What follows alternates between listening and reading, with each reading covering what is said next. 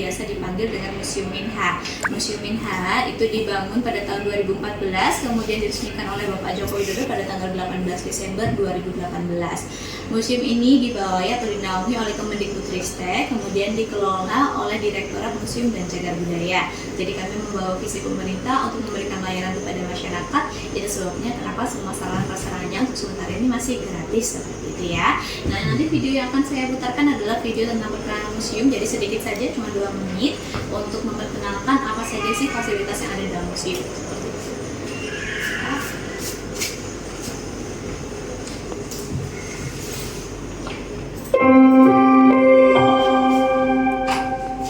Cabutan saya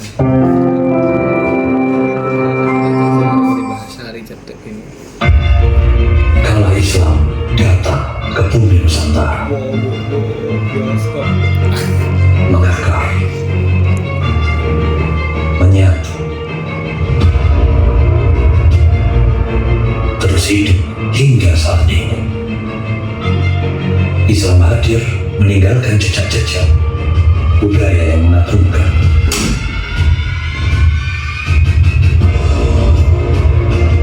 Dalam banyak peristiwa, kemelut dan perjuangan, ia mewariskan nilai-nilai toleransi, kearifan, dan kemanusiaan. Tokoh-tokoh besar penuh inspirasi, memberi suri tauladan pada insan muda yang tumbuh di negeri ini. Hanya di Museum Islam Indonesia, Jaya Haji Masari.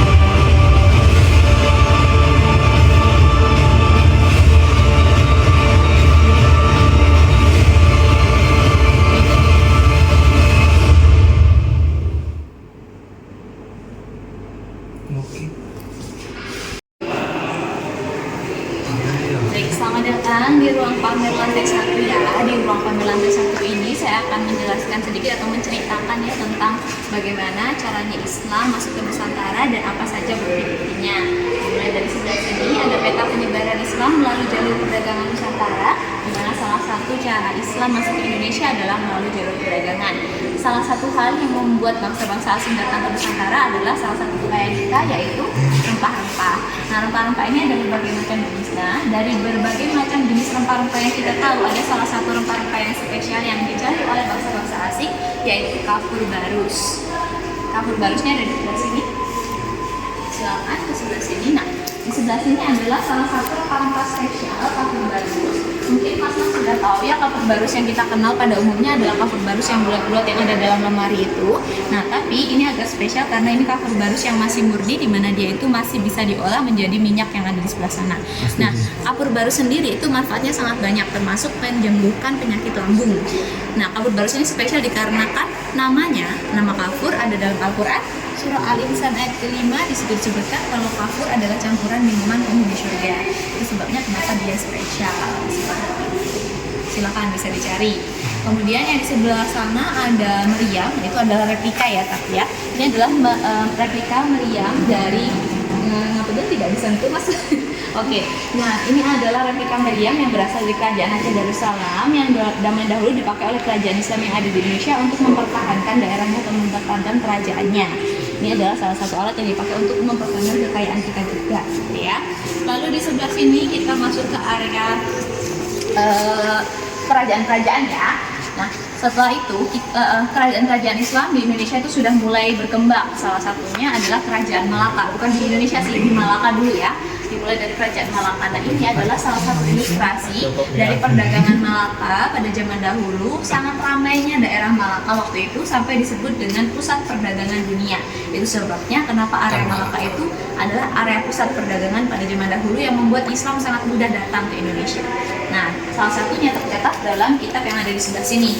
Ini namanya adalah kitab Salahatus Salatin atau kitab sejarah Melayu ya. Kitab sejarah Melayu ini adalah kitab yang berasal dari kerajaan Malaka yang ditulis oleh bendaharanya waktu itu, yang kemudian mencatat tentang perdagangan di Malaka dan juga tentang runtutan raja-rajanya, seperti itu, keturunan-keturunannya.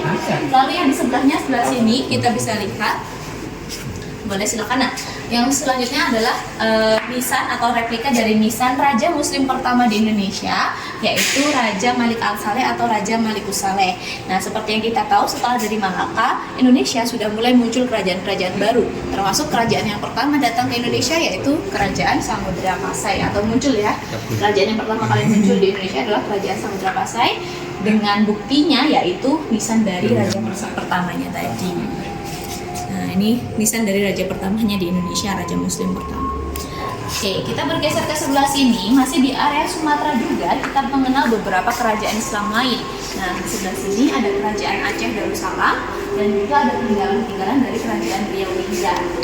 Bisa di zoom lebih dekat, silakan.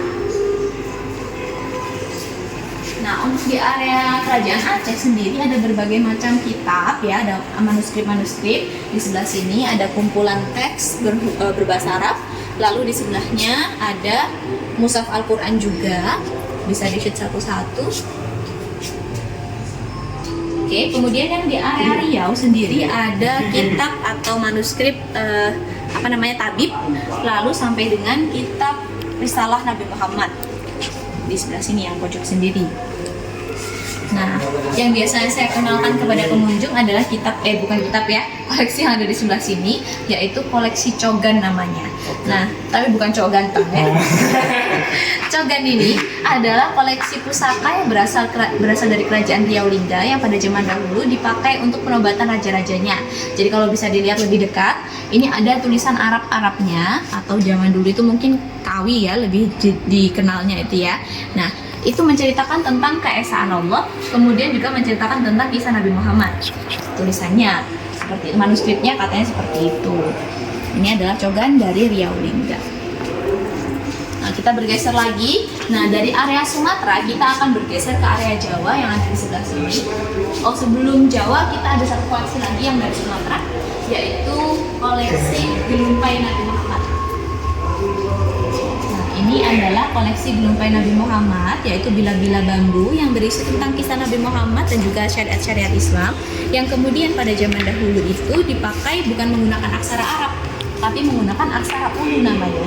Mungkin ada yang dari Sumatera. Nah, aksara Ulu dari mana? Siapa? Dari Palembang. Aksara Ulu itu dari Palembang ya. Jadi kalau ditulis, biasanya kan kalau manuskrip-manuskrip kan berbahasa Arab, makanya jadi bukti, menjadi bukti Islam. Betul, aksara Lampung dan juga Palembang. Oh kan? Ya, ini aksara tradisionalnya ya. Nah, kenapa pada zaman dahulu itu kok ngajarin Islam pakai aksara tradisional? Dikarenakan itu tujuannya untuk mengakrabkan diri kepada masyarakat tradisional. Jadi pada zaman dahulu itu biar tidak kolot-kolot gitu, biar nggak susah masuknya ke orang-orang Indonesia. Itu adalah latar belakang kenapa dia manuskripnya pakai bahasa Ulu atau aksara Ulu. Kita bergeser ke area Jawa di sebelah sini. Nah, sebenarnya di area sini adalah area interaktif yang kami memperkenalkan azan-azan kepada adik-adik yang lebih kecil, tapi posisi karena masih rusak, jadi kita skip. Ini beberapa contoh masjid-masjid yang ada di Indonesia ya, mulai dari Sabang sampai Merauke. Kemudian yang di area sebelah sini adalah area Jawa. Nah, di Jawa sendiri kita juga mengenal beberapa kerajaan Islam seperti Kerajaan Cirebon, Jayakarta, dan juga Kerajaan Banten. Nah, untuk koleksi-koleksinya sendiri dimulai dari sebelah sini. Di sebelah sini ada yang namanya Prasasti Padrau ya. Prasasti Padrau ini adalah prasasti yang berasal dari Sunda Kelapa yang pada waktu itu dipakai untuk peresmian kantor dagang orang Portugis. Jadi Portugis datang ke Sunda Kelapa untuk meresmikan kantor dagang. Tapi kemudian area tersebut atau area Sunda Kelapa itu dijatuhkan oleh Kerajaan Islam Cirebon pada waktu itu. Nah, jadi ini berhubungan dengan yang ada di sebelah sini, bendera ini. Ini adalah bendera dari Kesultanan Cirebon yang pada waktu itu dipakai untuk menjatuhkan Sunda Kelapa. Sebenarnya bukan menjatuhkan Sunda Kelapa, tapi menghentikan pencobaan penjajahan dari Portugis waktu itu. Ya, ini adalah gambaran dari benderanya yang dipakai. Ini masih ori Mbak? Enggak, kalau Apalagi? kain kebanyakan haus ya, jadi kita pakai yang replikaan. Nah, kemudian yang di sebelah sini adalah koleksi, ini kelihatan bahwa dia replika ya. Ini koleksi namanya Kitab Babad Giyanti yang dipakai pada zaman dahulu untuk menjelaskan kisah tentang kerajaan Mataram Islam. Yang awalnya itu dia adalah kerajaan besar ya, kita kenal dia kerajaan besar yang ada di area Jawa Tengah. Kemudian dia terbelah menjadi dua, menjadi Kesunanan Surakarta dan juga Kesultanan Yogyakarta dikarenakan dua pangerannya memperebutkan kekuasaan. Akhirnya dibagi langsung menjadi dua kerajaan sekaligus seperti itu. Nah, kemudian di sebelahnya lagi ada gamelan dan juga ada gong yang merupakan bukti kalau Islam ternyata bukan cuma masuk melalui jalur perdagangan atau politik saja, tapi juga melalui jalur kesenian musik terutama ya, seperti yang kita kenal yang dibangun oleh Sunan. Kalau yang di tengah ini adalah mahkota. Nah, mahkota ini sendiri adalah mahkota dari Kesultanan Banten yang dipakai oleh Sultan Hasanuddin waktu itu. Dipakai oleh Sultan Hasanuddin dari Kerajaan Banten atau Kesultanan Banten. Nah, bentuknya sendiri yang menyerupai bentuk sulur tanaman itu adalah merupakan ciri khas dari area pesisir, di mana Islam masuknya itu area pesisir. Makanya kenapa sulur tanaman juga diidentikan dengan pengaruh Islam. Jadi pada zaman dahulu kalau ada kain atau barang-barang yang motifnya itu sulur tanaman, biasanya ini ada unsur Islamnya seperti itu. Silakan. Makanya kenapa kadang Al-Qur'an atau mushaf Al-Qur'an pinggir-pinggirnya ada sulur-sulur tanamannya kan? Iya. Nah, itu adalah sebabnya. Kemudian kita ke sebelah sini masih di area Jawa juga. Nah, kalau di area Jawa itu kita punya salah satu peninggalan yang merupakan bukti adanya Islam yang paling tua, yaitu nisan yang ada di sebelah sini. Ini namanya adalah nisan dari Fatimah binti Maimun. Mungkin sudah pernah ke makam Panjang yang ada di Gresik. Ya, jadi dia terletak di Gresik, lebih tepatnya di desa Leran. Leran ini merujuk kepada kata elor. Elor kalau dalam bahasa Indonesia artinya adalah utara. Kenapa disebut dengan desa utara? Dikarenakan orang-orang yang tinggal di sana adalah orang-orang dari utaranya Indonesia. Nah, Fatimah binti Maimun ini berasal dari luar Indonesia atau utaranya Indonesia ya. Entah itu Malaysia, kita masih banyak orang ilmuwan yang berbeda-beda pendapat. Nah, tapi di sini dituliskan berdasarkan tulisannya Fatimah ini meninggalnya pada tahun 1082. Saya kurang tahu sendiri ya. 1082 ini di mana letaknya ya. Tapi di sini dituliskan kalau dia itu meninggalnya tahun 1082 yang membuktikan kalau ternyata Islam sudah eksis di Gresik sejak abad ke-11. Seperti itu. Sejauh ini adalah peninggalan yang tertua, belum ada peninggalan lain yang lebih tua daripada Fatimah binti Maimun. Nisannya. Iya. Tulisannya sudah sampai nggak kelihatan ya.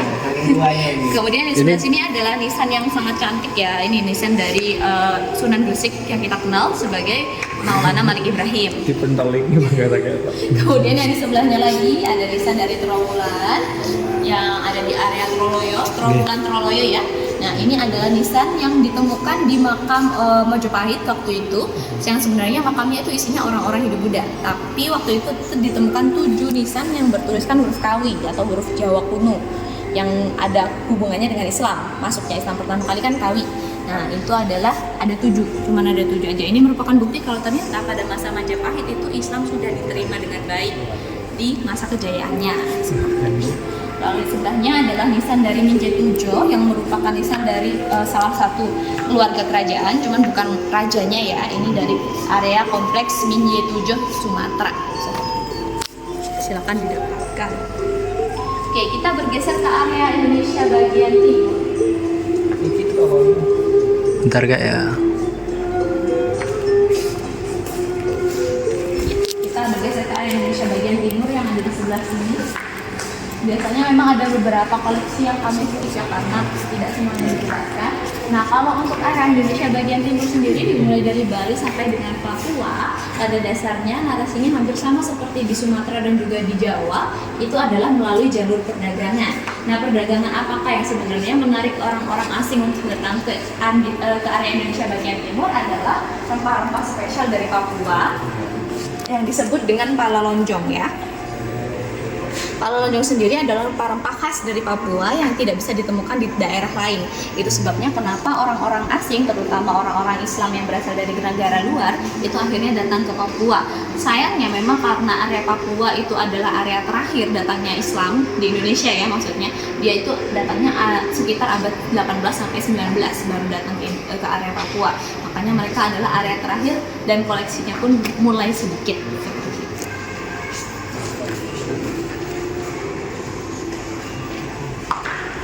Makanya di tengah itu adalah kitab Bima.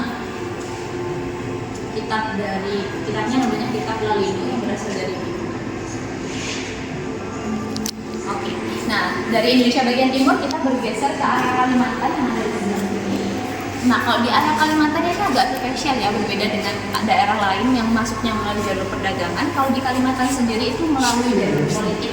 Silakan di sebelah sini kita lihat dulu narasinya. Nah, ini adalah narasinya. Pada zaman dahulu ada kerajaan Banjar atau kerajaan yang ada di Banjarmasin waktu itu.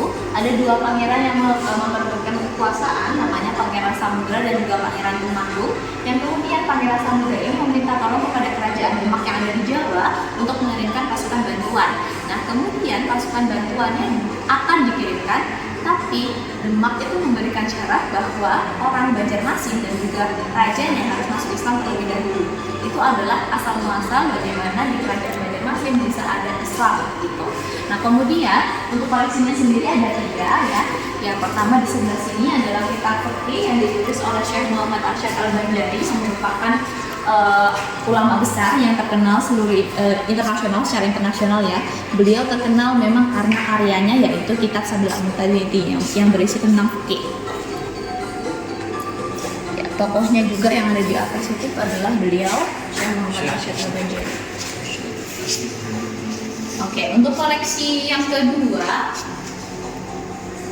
yang ada di sebelah sini adalah kain batang garing. Kain batang garing ini adalah kain yang berkisah tentang kisah tradisional dari batang garing, di mana dia itu menceritakan tentang pohon kehidupan.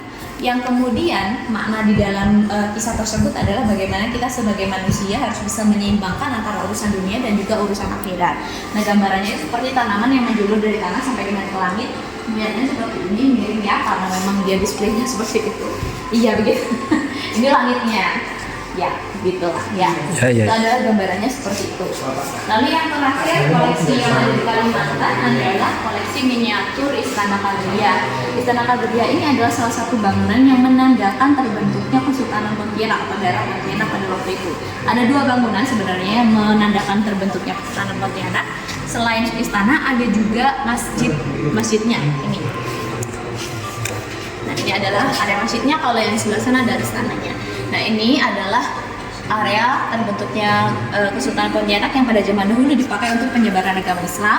Kalau sekarang sudah berubah fungsi, istananya berubah fungsi menjadi museum. Seperti itu. Kita bergeser ke area terakhir di ruangan ini yaitu area Sulawesi. Kemudian kita masuk ke ruangan Hashim dan juga ruangan Tukur. Nah, untuk area terakhir di Sulawesi sendiri ada di sebelah sini. Koleksinya hanya ada 1, sementara ini ya, yang di sebelah sini adalah kitab, namanya Kitab Putika. Kitab Putika ini adalah kitab peradaban orang suku Bugis Boni, di mana dia itu berisi tentang bagaimana adat-adatnya orang Bugis Boni, cara membuat perahu, cara membuat rumah, hari baik untuk orang Bugis seperti apa, ditulis dalam kitab ini. Nah, yang unik dari kitab ini adalah dia ditulis menggunakan 2 aksara. Aksara yang di atas ini adalah aksara Arab yang merupakan bukti kalau memang sudah ada campur tangan orang Islam gitu di dalamnya. Kemudian di bawah adalah aksara Lontarak namanya. Nah, aksara ini merupakan bukti, kombinasinya ini merupakan bukti kalau memang Islam saat datang ke Nusantara dia tidak merusak tradisi yang ada di Indonesia, melainkan memperkaya ilmu dan tradisi yang ada di Indonesia seperti itu. Kemudian kita bergeser ke area selanjutnya yaitu area Hashim Asy'ariyah.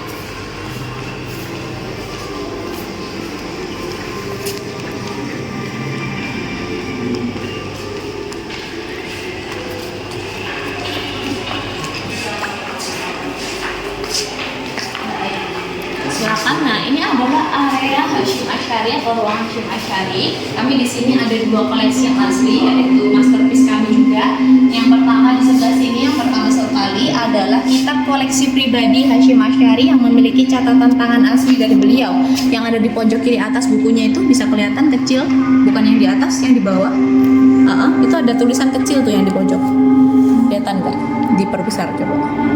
Nah itu adalah tulisan tangan asli Hasyim Asy'ari yang ditulis 100 tahun yang lalu, bahkan 101 tahun yang lalu mungkin. Bisa dilihat ada tahunnya juga di situ. Kemudian di sebelahnya adalah jubah dari Kiai Haji Hasyim Asy'ari. Ini adalah jubah asli milik beliau ya. Mungkin kondisinya sudah tidak prima tapi masih utuh ya. Ini kami dapatkan dari pihak Abdin Dalem yang waktu itu ternyata masih menyimpan jubah beliau. Nah ini gambarannya beliau saat menggunakan jubah tersebut. Di atasnya. Kemudian yang di sebelahnya sini adalah replika dari tongkat Hasyim Asy'ari yang diberikan oleh Yai Khalil dari Bangkalan saat peresmian Nahdlatul Ulama. Nah, saat peresmian Nahdlatul Ulama sebenarnya Yai Khalil memberikan 2 barang selain tongkat, ada juga tasbih, tapi tasbihnya masih belum ditemukan, jadi masih belum direplika ataupun digandakan seperti itu.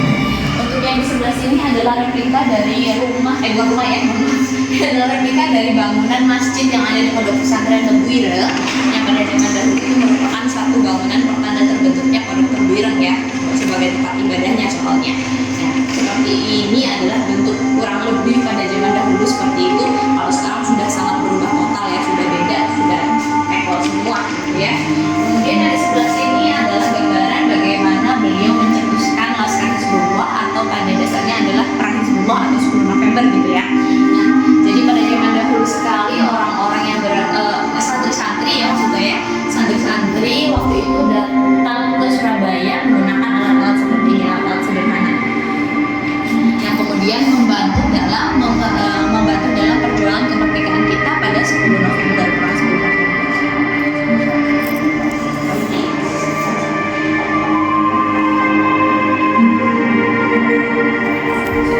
Kita ke ruangan selanjutnya ya, ruangan terakhir.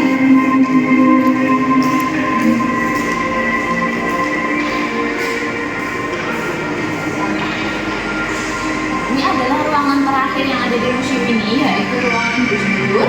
Jadi di ruangan museum ini kami ada beberapa bagian saja, memang belum ada koleksi aslinya dari beliau, tapi kami hanya beberapa simbolis saja. Mulai dari sebelah sini adalah narasi sepanjang hidup beliau ya, mulai dari beliau dilahirkan sampai dengan beliau meninggal. Di sebelah sini juga ada narasi di mana beliau itu belajar di Al-Azhar waktu itu, yang biasanya kami gunakan untuk memberikan motivasi kepada adik-adik yang lebih kecil biar punya cita-cita yang lebih tinggi sampai ke luar negeri gitu ya.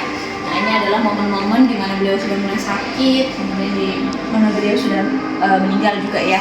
Itu adalah momennya. Kemudian dari sebelah sini untuk foto-foto ya. Di sebelahnya adalah narasi di mana beliau ini adalah tipe orang yang sangat mencintai keluarganya, dan dijelaskan sedikit tentang silsilah keluarga beliau. Beliau punya 4 putri, yaitu Mbak Yeni, Mbak Alisha, Mbak Anita, dan juga Mbak Inayah ya. Dimana beliau ini juga sangat aktif di bidang politik dan juga untuk membangun kemajuan Indonesia seperti itu. Lalu yang di sebelahnya adalah bagian dari kegemaran beliau. Beliau itu punya kegemaran, salah satunya adalah mendengarkan musik. Nah, mendengarkan musik itu adalah kesukaan beliau, di mana beliau juga salah satunya punya jabatan sebagai di organisasi musik ya. Nah, beliau itu lebih suka lagu-lagu yang berasal dari luar negeri daripada yang berasal dari dalam negeri, seperti Beethoven, Mozart, itu beliau suka sekali. Pada zaman dahulu beliau mendengarkan lagu-lagu seperti itu. Oke, nah kemudian kalau yang di sebelah sini barongsai, ini adalah sebagai simbolis bahwa beliau itu berusaha untuk kaum minoritas yang ada di Indonesia, yaitu kaum Tionghoa ya waktu itu, sampai akhirnya dilakukanlah Imlek atau dirayakanlah Imlek. Itu adalah bentuk dari simbolis perjuangan beliau. Nah, yang di sebelah sini adalah momen-momen beliau dengan negara-negara asing, yang kemudian kami simboliskan juga dengan bendera-bendera yang ada di atas. Nah, itu adalah bendera-bendera negara yang sudah bekerja sama dengan Gus Dur sebelum beliau menjabat sebagai presiden, saat beliau menjabat sebagai presiden, dan juga setelah beliau dilengsarkan. Itu adalah negara-negaranya. Masih banyak sekali negara-negara lain ya, tapi tidak semua bisa display di sini.